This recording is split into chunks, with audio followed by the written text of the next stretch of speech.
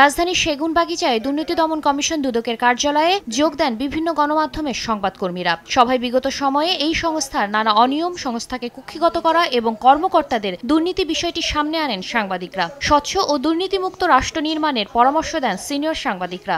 যতটা সম্ভব ট্রান্সপারেন্ট হওয়া দরকার, যতটা সম্ভব সাংবাদিক বান্ধব হওয়া দরকার, আমরা সেটা হয়েছি এবং আমরা এটা হব, আশ্বস্ত করতে পারি। এই অল্প সময়ের মধ্যে খানিকটা গতি বেড়েও থাকে, এই বাড়ার কৃতিত্ব আমাদের যতটা না তার চেয়ে বেশি সাংবাদিকদের।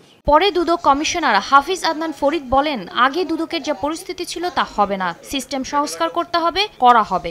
সিস্টেম সংস্কার করতে হবে, আমাদের মাথায় রাখতে হবে সিস্টেম সংস্কার কিন্তু একদিন দুদিন না। আপনারা যেভাবে বলছেন দুদক খুব দ্রুত কাজ করে, এত দ্রুত কিন্তু করলে হবে না, সংস্কারের কাজটা একটু স্লো যাবে। দুর্নীতির এই মহাযজ্ঞে সাবেক প্রধানমন্ত্রী শেখ হাসিনা ও তার ছেলে সজীব ওয়াজেদ জয়ের $300 মিলিয়ন যুক্তরাষ্ট্রে পাচারের অভিযোগ রয়েছে। বিষয়টি আমলে নিয়ে অনুসন্ধান শুরু করেছে দুর্নীতি দমন কমিশন।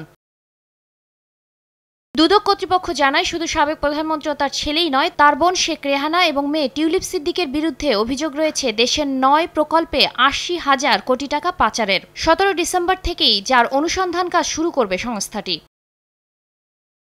এদিকে সাবেক আইনমন্ত্রী আনিসুল হকের বিরুদ্ধে রয়েছে ব্যাপক দুর্নীতির অভিযোগ। সাবেক এই মন্ত্রীর 16টি ব্যাংক হিসেবের সন্ধান পেয়েছে দুদক, যেখানে নিজের, পরিবারের সদস্যদের এবং আত্মীয় স্বজনের নামে অ্যাকাউন্ট খুলে রাখা হয়েছে প্রায় 21 কোটি টাকা, যা ইতিমধ্যে ফ্রিজ করা হয়েছে।